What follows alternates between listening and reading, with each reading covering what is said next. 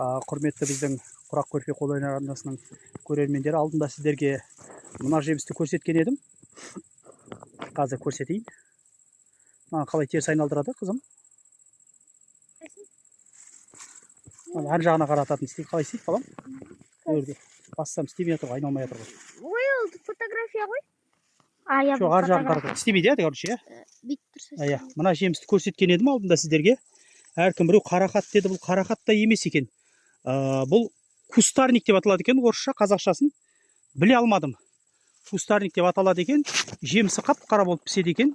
Жина баламен мына не? Сонымен бұны бұл суарылмаған, енді әбден жабайы болып кеткен. Үйге апарып, анада бір жинап апарып, бір тосап жасасақ варенье. Қышқыл түсіп дәмді бір әдемі варенье шықты. Балалар жеп қойды. Міне мынандай болады ішінде. Бірақ таза витамин екен. Енді болашақта бұлардың бәрін түбіне витаминдерін салып жасаймыз. Міне балалар жинап жатыр.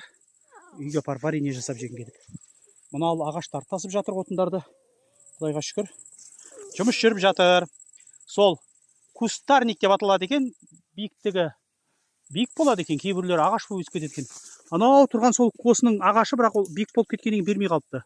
Негізі үлкен ағашта болып өседі екен. Жеміс осында екен. Болашақ көре жатармыз бұларында.